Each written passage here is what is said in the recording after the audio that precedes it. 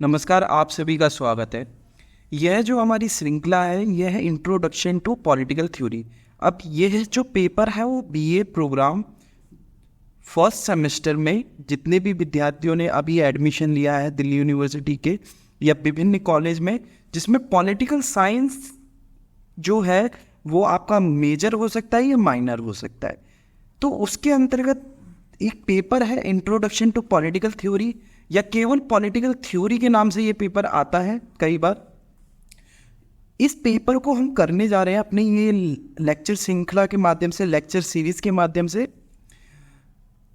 जैसे कि अभी मैं ये दिल्ली यूनिवर्सिटी के पैटर्न के हिसाब से देख रहा हूँ कि जो हमारे जो दिल्ली यूनिवर्सिटी का अगर आप देखेंगे जो BA political science as a minor में, तो इंट्रोडक्शन टू पॉलिटिकल थ्योरी का जो पेपर है उसके अंदर लगभग आपकी 3 यूनिट, देखिए इसके अंदर कितना है आपका 3 यूनिट है।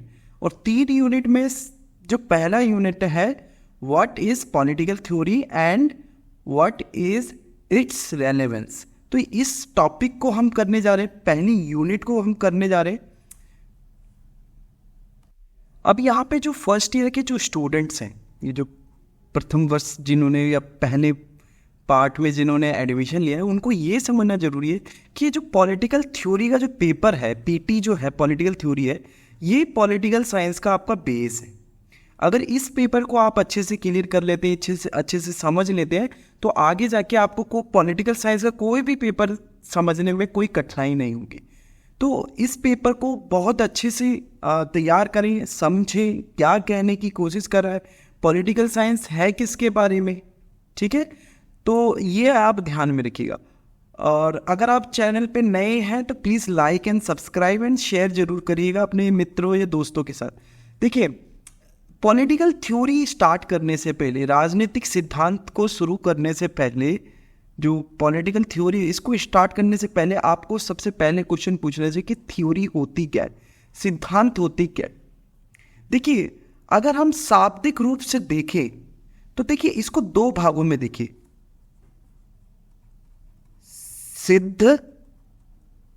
सिद्ध प्लस में आंत, ठीक है। ऐसे वाक्य या एक ऐसा स्टेटमेंट जो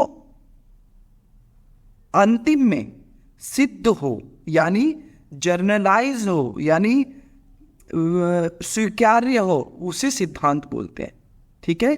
क्या बोला मैंने कि ऐसे वाक्य जो अंत में सिद्ध हो, ऐसे वाक्य जो सिद्ध है, उनको हम सिद्धांत बोलते हैं। अब इसको दोबारा से समझते कैसे है। देखिए सिद्धांत जो है ना, जिसका इंग्लिश रूपांतरण थ्योरी होता है। देखिए थ्योरी जो होती है ना, वो हमेशा कुछ जर्नलाइज स्टेटमेंट होती है कि जैसे मान लीजिए कि एक स्टेटमेंट है कि जो सूर्य है, जो सनराइज है, वो हमेशा कहाँ से होता है, ईस्ट से होता है, पूरब की दिशा से सन का जो सूर्य का उदय होता है। तो क्या मैं कह सकता हूं कि ये थ्योरी है? हाँ, ये थ्योरी हो सकता है। क्यों नहीं हो सकता है? क्योंकि ये बार बार हो रहा है, ठीक है, एक बार नहीं हो रहा, तो एक सिस्टमैटिक भी है, ठीक है। अब मैं बोलूं कि कोई दूसरा इसी को अपोजिट करके देख के चलते हैं, तो ये बैठेगा। यानी जो सिद्धांत है वो वह वाक्य हो सकते हैं जो अंतिम में सिद्ध हैं। अब जैसे फॉर एग्जांपल इसको और अच्छे से समझते हैं एक बार और दोबारा से।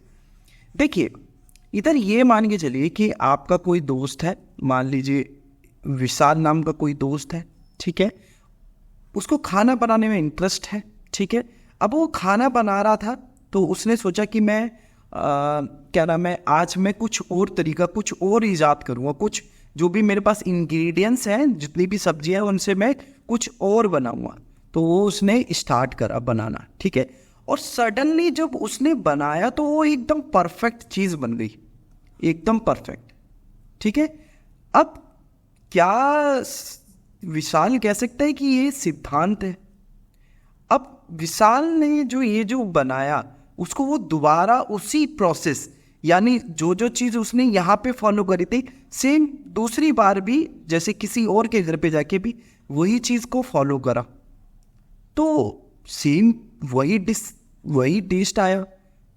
तो अब देखिए यहाँ पे ये समझना जरूरी है। देखिए सिद्धांत से पहले क्या होता है, एक हाइपोथेसिस होता है, यानी परिकल्पना।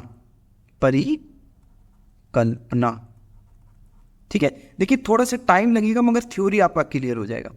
उसके बाद आता है आपकी थ्योरी यानी सिद्धांत। ठीक है, ये हो गया आपका सिद्धांत।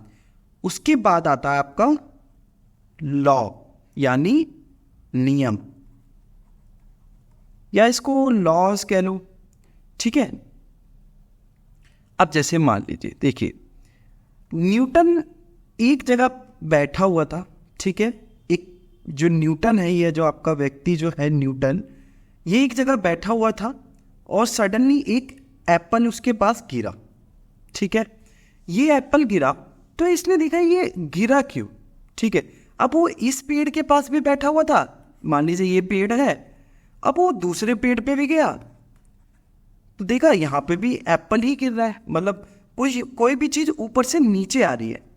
तो जो उसकी परिकल्पना थी शुरू में, जो सबसे पहला जो एप्पल था, वो उसकी क्या थी, परिकल्पना, कि ये चीज मैं मान के चल रहा हूं, कोई चीज मान के चलना। अब कोई चीज वो मान के तो चला, यहाँ पे इस वाले ट्री पे तो मान के चला, सेम दूसरी बार भी ऐसे ही हुआ, तीसरी बार भी हुआ। कोई भी चीज हम ऊपर से फेंकते हैं वो नीचे आती है। तो ये जो है वो हर जगह वेरीफाई हो रहा है। ठीक है, हर जगह सिद्ध हो रहा है। तो ये सिद्धांत हो गया। अब देखिए जो सिद्धांत है उसे अगर ज्यादा लोग मानने लग जाए, ज्यादा स्वीकृति यानी जिसको ज्यादा सहमति मिल जाए, तो वो लॉज में बदल जाता है। तो देखिए जैसे न्यूटन का जो परिकल्पना थी, जो हाइपोथेसिस थी, अब देखिए हाइपोथेसिस उसका सत्य हुआ ना, कि कोई चीज मैं मान के चल रहा हूं और वो सही हो गया, तो वो थ्योरी हो सकती है। ठीक है, कोई चीज मैं मान के चला और उसे मैंने बार बार टेस्ट करा और वही रिजल्ट आ रहा है, तो वो थ्योरी हो गई। अब उस थ्योरी को अगर ज्यादा एक्सेप्टेंस मिल जाता है, ज्यादा स्वीकृति मिल जाती है, तो वो नियम में बदल जाता है। तो आप कई बार सुनोगे न्यूटन्स लॉ, है ना। तो इस तरीके से ये क्रियान्वित होता है। तो देखिए सिद्धांत से पहले क्या होता है, एक परिकल्पना होती है, एक हाइपोथेसिस होती है। जब हाइपोथेसिस आपकी सिद्ध हो जाती है तो वो थ्योरी में बदल जाती है। सेम केस हम यहाँ पे देखें, जो विशाल है हमारा, उसने कुछ खाना बनाया, और जो उसके खाने बनाने का जो परिकल्पना था कि शुरू में कि मैं कुछ अलग सा बनाऊंगा और ऐसा ऐसा टेस्ट निकलेगा, तो सेम वही क्या हुआ, वो टेस्ट निकला। और वही जो फिनोमेना है उसने दूसरे के घर पे जाके भी वही टेस्ट करा, फिर उसने एक कोडिफाई करा कि नहीं ये सिद्धांत है, अगर आप ऐसा चीज़ों को फॉलो करोगे तो इस तरीके का टेस्ट निकलेगा। तो सेम जो पॉलिटिकल साइंस है उसके अंदर जो थ्योरी है, थ्योरी करती क्या है, थ्योरी आपको क्या करती है, एक सिस्टमैटिक, ठीक है, एंड स्ट्रक्चरल या स्ट्रक्चर सेट ऑफ प्रिंसिपल्स को प्रोवाइड कराती है, कि जिससे आप सोच सके, एक सिस्टमेटिक कॉन्सेप्ट्स देती है। देखिए यहां पे मैंने क्या लिखा, a theory is a systematic, आगे हम सब हर वर्ड को डील करेंगे, and structured set of principle, एक सिद्धांतों का एक व्यवस्थित और संरचित समूह है। ठीक है, अब देखिए कॉन्सेप्ट्स और ideas that seeks to explain. अब देखिए जो सिस्टमेटिक, हमें कोई भी प्रॉब्लम है, जैसे मान लीजिए कोई पॉलिटिकल प्रॉब्लम है, उसको हमें क्या करना है, उसको सिस्टमेटिकली समझाना है या सिस्टमेटिकली हमें उसे डील करना है। तो पॉलिटिकल साइंस क्या करेगा, वो कॉन्सेप्ट्स बताएगा कि हाँ ये जो प्रॉब्लम है इसको आप इस कॉन्सेप्ट के माध्यम से समझे, इस धारणा के माध्यम से समझे। कि मान लीजिए जैसे आज जो है, जो पूंजीवादी समाज जो क्रियान्वित है, ये जो मार्केट इकोनॉमी जो चल रहा है, तो पॉलिटिकल साइंस के पास बहुत सारे कंसेप्ट्स हैं इस समाज को समझने के लिए। ये जो इंटरनेट सोसाइटी है, जो आजकल आप देख रहे हैं इंटरनेट इतना प्रसिद्ध है, इसको समझने के लिए पॉलिटिकल साइंस के पास कंसेप्ट्स है, इनको किस स्वरूप में हम समझे। ठीक है, तो अब इसको दोबारा से देखिए, अ theory is a systematic and structured set of principles. ठीक है, जो सिद्धांत क्या होते हैं, वो कुछ व्यवस्थित सिद्धांतों का समूह होता है। ठीक है, कुछ कंसेप्ट्स होते हैं, कुछ आइडियाज होते हैं, जो क्या काम करते हैं, वो एक्सप्लेन करने की कोशिश करते हैं। क्या करने की कोशिश करते हैं, एक्सप्लेन और अंडरस्टैंड कुछ एक्सप्लेन करना है, कुछ समझाना है, या कुछ प्रिडिक्ट करना है कि अगर ऐसा ऐसा होगा, ठीक है, प्रिडिक्ट करना अ स्पेसिफिक फिनोमिना और a group related that phenomena, और उस मान लीजिए कोई समस्या है, ठीक है, जैसे आज के टाइम पे मान लीजिए एक समस्या लेके चलते हैं, ठीक है, इसको एक सेकेंड रुकिए। जैसे मान लिया कि आज के टाइम पे एक समस्या क्या है, जो इंटरनेट पे लोग हर चीज का सॉल्यूशन ढूंढ रहे हैं। इसको छोड़िए, इस ये वाला प्रॉब्लम हम नहीं लेते, दूसरा लेते हैं। जैसे मान लीजिए हम लेते हैं वोट से रिलेटेड लेते हैं, ठीक है, वोट से रिलेटेड, ठीक है। अब देखिए एक प्रॉब्लम क्या हो गया कि जैसे क्यों लोग जो हैं, जो नागरिक हैं, वो भाग क्यों नहीं ले रहे लोकतांत्रिक व्यवस्था में, जो लोग हैं वो भाग क्यों नहीं ले रहे, क्या प्रॉब्लम है, ये प्रॉब्लम हो गया। अब देखिए ये जो प्रॉब्लम है, इसको एक्सप्लेन करने के लिए पॉलिटिकल साइंस में बहुत सारे कंसेप्ट्स हैं, ठीक है, डेमोक्रेसी का कंसेप्ट है, रिप्रेजेंटेशन का कंसेप्ट है, और ये जो प्रॉब्लम है इसको समझने के बहुत सारे हमारे पास टूल्स है, ठीक है। फिर समझने की टूल्स हैं, तो फिर हम उससे कैसे मुक्ति पाए कि ये जो प्रॉब्लम आई है, ये जो लैक ऑफ पार्टिसिपेशन है, जो भागीदारी नहीं हो रही है लोकतंत्र के अंदर, तो इससे हम कैसे निकले, इससे कैसे पार पाए, ठीक है। तो वो क्या करेगा, ये समझाएगा, प्रॉब्लम को समझाएगा, एक्सप्लेन करेगा, फिर प्रिडिक्ट करेगा कि अगर ऐसा ऐसा करेंगे तो ऐसा ऐसा रिजल्ट आएगा, ठीक है। तो इसी प्रकार हमें समझना है किसी सिद्धांत का प्राथमिक उद्देश्य अध्ययन किसी विशेष क्षेत्र में अनुभवजन्य टिप्पणियों, अनुभवजन्य मतलब जो आपका इंपीरिकल होगा, जो आपका इंपीरिकल मतलब डेटा से संबंधित होगा, एक्सपीरियंस यानी अनुभव से संबंधित होगा, डेटा या साक्ष्य को व्यवस्थित करने और समझाने के लिए एक रूपरेखा प्रदान करता है, ठीक है। कोई भी जो सिद्धांत है उसका प्राथमिक उद्देश्य यह होता है कि वो एविडेंस के तौर पे अपनी, मतलब उसके पीछे कोई एविडेंस हो, कोई सबूत हो, उसके द्वारा वो एक समस्या को समझाने या उसे व्यवस्थित करने के लिए एक रूपरेखा प्रदान करता है। जैसे कोई प्रॉब्लम है तो उसको समझने के लिए हमारे पास कोई तो थ्योरी होगा ना, उसको समझने के लिए। यहां पे लिखा हुआ है the primary purpose of a theory is to provide a framework for organising and making sense of empirical observation, ठीक है, और evidence in a particular field of study. कोई भी देखिए, कोई भी किसी भी उसमें चले जाइए, किसी भी डिसिप्लिन में कुछ थ्योरीज होती हैं जो उस चीज को डिफाइन करती हैं, ठीक है। अब देखिए यहाँ पे हमें एक एक चीज़ों को समझना है। देखिए सिस्टमेटिक का क्या मतलब होता है, कोई चीज़ सिस्टमेटिकली चल रही है, तो इस चित्र के माध्यम से आप देख सकते हैं ये पूरा एकदम सिस्टमेटिक चल रहा है और ये व्यक्ति आउट ऑफ सिस्टम आ गया है। तो जो थ्योरी होगी वो हमेशा क्या होगी, सिस्टमेटिक होगी, एकदम लीनियर होगी, ठीक है। उसके बाद जो दूसरा जो पॉइंट है वो है स्ट्रक्चर्ड सेट ऑफ प्रिंसिपल, जो बात कर रहा था।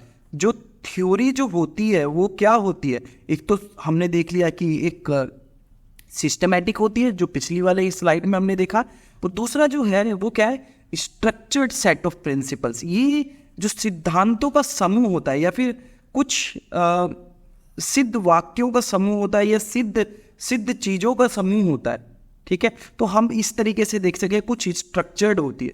अभी करती क्या है, या फिर उसके बाद क्या होता है, कुछ कॉन्सेप्ट्स होते हैं। थ्योरी क्या होती है, कुछ कॉन्सेप्ट्स होती हैं, जो आप कॉन्सेप्ट कैसे कि जो चीज़ों को समझाने की कोशिश कर रहे हैं। यहाँ पे देखिए जैसे मान लीजिए एक जो पॉवर्टी जो है, जो गरीबी है, वो एक क्या है, अवधारणा है। तो हम पॉवर्टी के माध्यम से हम सिचुएशंस, जितनी भी दुनिया की सिचुएशंस है, हम क्लासीफाई कर सकते हैं कि हाँ ये कंट्री पुअर है, ये कंट्री नहीं है, ठीक है।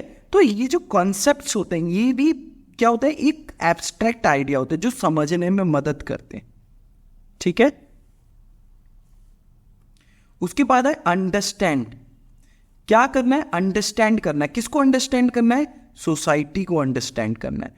जो अभी हमने पढ़ा है, क्या नाम है, एक तो हो गया सिस्टमैटिक, दूसरा हो गया स्ट्रक्चर्ड सेट ऑफ प्रिंसिपल्स, तीसरा हो गया कॉन्सेप्ट्स। इससे क्या करना है? आपको समझना है, ठीक है, समझना है। किसको? सोसाइटी को समझना है या सोशल प्रॉब्लम्स को समझना है। तो एक बार दोबारा से यहां से समझिए। देखिए, जो सिद्धांत हैं वो क्या है? कुछ वाक्य हैं या कुछ अवधारणा है जिसे जो हमें समझने में मदद करती है या किसी चीज को समझाने में मदद करती है या किसी चीज के बारे में हमें भविष्यवाणी करने में मदद करती है, वो सिद्धांत होता है। ठीक है। अब जो दूसरा जो हमारा इंपॉर्टेंट पॉइंट है वो है की कैरेक्टरिस्टिक्स ऑफ थ्योरी, कि सिद्धांत की प्रमुख विशेषताएं क्या क्या है। देखिए, जो सिद्धांत का जो सबसे प्रमुख विशेषता है वो है एक्सप्लेनेशन। कि सिद्धांत क्या करता है कि मान लीजिए कोई प्रॉब्लम है सोसाइटी में, तो वो सिद्धांत जो है उसको एक्सप्लेन करेगा कि ये प्रॉब्लम इस तरीके की है, ये इस तरीके से आगे बढ़ रही है। तो सिद्धांत क्या करता है? उस चीजों को एक आकार देता है समझने के लिए। ठीक है। A theory should offer explanation for why certain phenomena occur, कि कोई चीज क्यों हो रही है। ठीक है। अब जैसे फॉर एग्जाम्पल आप सब देखेंगे कि जैसे ये वाला प्रॉब्लम मान के चलिए कि जैसे लोकतंत्र जो राजनीति के अंदर जो युवा हैं वो भागीदारी क्यों नहीं निभा रहे, या फिर युवा है, जो यूथ है वो भाग क्यों नहीं ले रहा है पॉलिटिक्स के अंदर। तो ये जो प्रॉब्लम है इसको समझने के लिए जो थ्योरी है उसको समझाएगा कि क्यों नहीं भाग ले रहे। तो ये हो सकता है कि लैक ऑफ रिसोर्स हो सकता है, या फिर जो आज के टाइम पे जो पॉलिटिक्स है वो बहुत मनी और मसल पावर है। तो जो थ्योरी होती है वो एक्सप्लेन करने की कोशिश करती है कि ये जो प्रॉब्लम है ये किस लिए हो रही है। तो एक्सप्लेनेशन एक बहुत इंपॉर्टेंट कैरेक्टरिस्टिक्स है किसी भी थ्योरी का, क्योंकि थ्योरी करती क्या है? थ्योरी आपको आसान बनाती है। किसी चीज को समझने के लिए थ्योरी क्या करती है? आपको आसान करती है उस चीज को। और जो दूसरा जो कैरेक्टरिस्टिक है वो है जनरलाइजेशन। अब देखिए, थ्योरी करती क्या है? वो जनरलाइज करती है चीजों को। अब जैसे फॉर एग्जाम्पल, जैसे मान लीजिए थ्योरी कैसे, मान लीजिए जैसे एक कौवा है, ठीक है, एक कौवे वाला एग्जाम्पल लेके जाइए। एक क्रो है, ठीक है, और एक व्यक्ति ने देखा कि लगभग जितने भी क्रो वो देखा वो सब ब्लैक कलर के हैं, ये काले हैं। तो क्या मैं कह सकता हूँ कि सारे जो क्रो हैं वो काले हैं जब तक मुझे सफ़ेद नहीं मिल जाता। तो देखिए क्या कर रहा है, इस व्यक्ति ने उस चीज़ को जनरलाइज करा, थ्योरी बनाया। क्या थ्योरी बनाया? कि जितने भी क्रो होते हैं वो क्या है? ब्लैक है, काले हैं, और अभी तक मुझे कोई सफ़ेद नहीं मिला। तो ये जो थ्योरी है मैं इसको जर्नलाइज कर सकता हूँ जब तक मुझे वो उसका अपोजिट नहीं मिलता। तो देखिए, जो इस व्यक्ति ने थ्योरी बनाया उसको जर्नलाइज कर रहा है। जर्नलाइज मतलब उसको बोल रहा है कि नहीं, यही चीज़ें हो रही है हर जगह, यही सामान्य है। ठीक है। जैसे न्यूटन के केस में देखिए, जो न्यूटन है उसके केस में अगर हम देखें तो क्या है कि उसने क्या करा? जर्नलाइज करा कि भाई ये जो प्रॉब्लम है, अगर इस व्यक्ति का हम एग्जाम्पल हटा भी दें तो जो न्यूटन है वो क्या बोल रहा है कि ये जो प्रॉब्लम है ये तो हर जगह हो रही है, कि जो कोई भी चीज़ है नीचे आ रही है, किसी भी चीज़ को ऊपर फेंको तो नीचे आ रही है। तो जर्नलाइज है ये तो इसको हम जर्नलाइज कर सकते हैं। तो ऐसा ही कोई फिनोमिना अगर आपको मिलता है तो आप उसे जर्नलाइज कर सकते हैं थ्योरी के माध्यम से। जो तीसरा जो इंपॉर्टेंट कैरेक्टरिस्टिक्स है थ्योरी का वो है टेस्टेबिलिटी। अब देखिए, टेस्टेबिलिटी का मतलब ये है कि देखिए, एक बार कोई चीज़ यहाँ पे हो रही है या कोई फिनोमिना है तो उसको आप टेस्ट कर सकते हैं। कि थ्योरी ये नहीं है कि हर बार अलग अलग रिजल्ट देगी, ठीक है, वो टेस्टेबल है। ठीक है। आप जिस तरीके की परिकल्पना चाहते हैं, यानी जो प्रॉब्लम है, थ्योरी आपको टेस्टेबिलिटी का एक टूल देगी या फिर एक आयाम देगी कि हाँ आप इस चीज को टेस्ट कर सकते हो, इस थ्योरी के माध्यम से परीक्षण कर सकते हो। अगर हम इसको न्यूटन के केस में देखें तो देखो न्यूटन ने भी क्या करा, टेस्ट करा ना। एक ट्री से जाके, जो एक ट्री था उससे जाके उसने दूसरे तीसरे चौथे सब पे टेस्ट करा।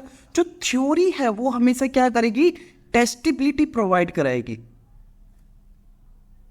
जिससे कि वो अपनी थ्योरी को और मजबूत कर सकते हैं। आगे जाके क्या है, प्रिडिक्टिव पावर। ठीक है, तो जो न्यूटन है उसने तो अपने इंग्लैंड जहां पे है वहां पे इस चीजों को ऑब्जर्व करा ना, और उसने ये क्या बोल दिया कि अपनी थ्योरी के माध्यम से, नहीं ये हर जगह ऐसा होता है, पूरी दुनिया में ऐसा होगा। तो प्रिडिक्टिव पावर, जो थ्योरी जो है वो क्या करेगी, आगे जाके भविष्य में क्या होने वाला है, जो भविष्य के बारे में भी बात करेगी या प्रिडिक्ट करेगी कि नहीं इंडिया में भी ऐसा ही होता है। ठीक है, तो ये प्रेडिक्टिव पावर, ये 4 कैरेक्टरिस्टिक्स है थ्योरी का। सबसे पहला क्या है, एक्सप्लेन, एक्सप्लेनेशन। दूसरा है जर्नलाइजेशन। तीसरा है टेस्टिबिलिटी। चौथा है प्रेडिक्टिव पावर। ये सब थ्योरी के। इवन आप एक और लिख सकते हैं जो शुरू में हमने करा है कि सिस्टमैटिक। ठीक है, तो ये सब थ्योरी होती है। थ्योरी क्या काम करती है, किसी भी समस्या को समझने में मदद करती है। या फिर आप जैसे इकोनॉमिक्स को भी पढ़ने जाएंगे या फिर दुनिया को भी समझने जाएंगे। जैसे मान लीजिए मैं मान के चल रहा हूं कि जैसे एक सेकेंड रुकिए, मैं एक नया वो ले लेता हूं।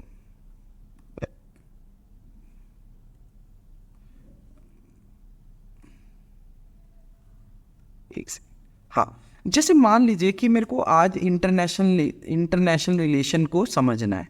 ठीक है, एक सेकेंड। जैसे मान लीजिए ये जो अंतर्राष्ट्रीय व्यवस्था है ना, इसको मुझे समझना है। ठीक है, जैसे इधर क्या हो रहा है आज के टाइम पे, देखिए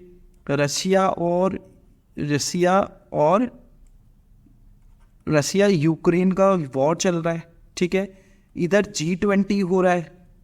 ठीक है, इधर आसियान ग्रुप बना हुआ है, इधर अफ्रीकन यूनियन है, इधर मैच इंटरनेशनल लेवल पे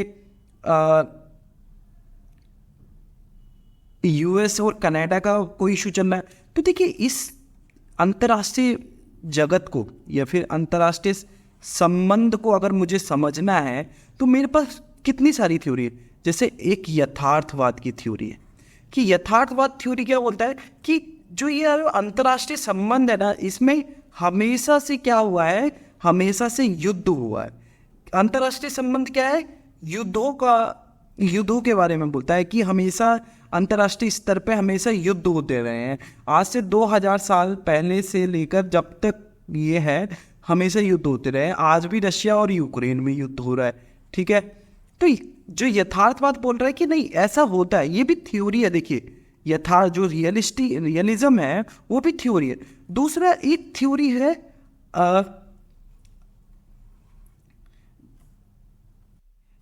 है आइडियलिज्म। आइडियलिज्म क्या बोल रहा है कि नहीं, देखिए हम ना केवल युद्ध के बारे में ही हमेशा नहीं सोच सकते, हम आपस में कोऑपरेट कर सकते हैं। तो हम सब देख रहे हैं कि बहुत सारे यूनियंस हैं जिनका आपस में कोऑपरेशन हो रहा है। तो ये थ्योरी बात करेगा कि नहीं, हम ये जो युद्ध तो है, देखिए युद्ध को तो हो सकता है, तो युद्ध को हम रोक भी सकते हैं। क्या है, कैसे रोक सकते हैं, बड़ी बड़ी संस्थाओं बना के, बड़ी बड़ी एजेंसियां बना के, बड़े बड़े ऑर्गेनाइजेशन बना के। अब जैसे मान लीजिए कि अगर हम ट्रेड को ज़्यादा प्रोत्साहन देंगे, दो देशों के बीच में ट्रेड को ज़्यादा हम ज़्यादा भूमिका प्रदान करेंगे, तो देखिए जो दो देश आपस में ट्रेड कर रहे हैं तो उनके बीच में युद्ध होने की संभावना कम है। तो ऐसा आइडियलिज्म जो यथार्थवादी है, ये जो आदर्शवादी हैं, ये व्यक्ति इस तरीके की अंडरस्टैंडिंग प्रस्तुत करते हैं या फिर अंडरस्टैंडिंग को बताते हैं। तो देखिए जो थ्योरी है वो क्या कर रहा है, इसी सेम दुनिया को या इसी वर्ल्ड को इसी वर्ल्ड को समझने में क्या करना, मदद कर रहा है। ये अपना व्यू पॉइंट दे रहा है, ये व्यक्ति अपना व्यू पॉइंट दे रहा है। ये कह रहा है नहीं युद्ध तो हमेशा सत्य है, ये तो हमेशा होगा ही होगा। ये कह रहा है युद्ध था मगर हम इसको कम भी कर सकते हैं। ठीक है, तो जैसे फॉर एग्जाम्पल, जैसे मान लीजिए युद्ध हमेशा सत्य है, ये बोलता है रियलिज्म, जैसे युद्ध होना ही है, आप अपनी पावर को बढ़ाते रहिए, राज्य को ये बोलता है। तो जो यूनाइटेड नेशन है, तो ये भी तो देखिए ना कि यूनाइटेड नेशन ने ये जो युद्ध है इसको बहुत सीमित कर दिया है। ठीक है, तो ये थ्योरी है। अब देखिए थ्योरी का काउंटर आर्ग्यूमेंट भी हो सकता है, एक थ्योरी दूसरे को रिजेक्ट करती है, ये भी ध्यान रखिएगा। ठीक है, तो इस तरीके से तो थ्योरी मदद करती है हमें चीज़ों को समझने में, चीज़ों को अंडरस्टैंड करने में। पॉलिटिकल प्रॉब्लम क्या है कि रिप्रेजेंटेशन, लोकतंत्र कैसे मजबूत होगा, लोकतंत्र क्या है, लोकतंत्र की थ्योरी क्या है, हर चीज़ की थ्योरी जो भी पॉलिटिकल साइंस से रिलेटेड सबकी थ्योरी, और सब क्या करने की कोशिश करते हैं, ये जो पॉलिटिक्स को समझने की कोशिश करते हैं, इस लोगों के राजनीतिक व्यवहार को समझने की कोशिश करते हैं। तो ये काम करता है थ्योरी। आशा करते हैं कि आपको ये अच्छा लगा हो, समझ में आया हो। अगर आपको कोई फीडबैक देना है तो फीडबैक दे सकते हैं। आगे हम नेक्स्ट लेक्चर में आगे की चर्चा हम करेंगे।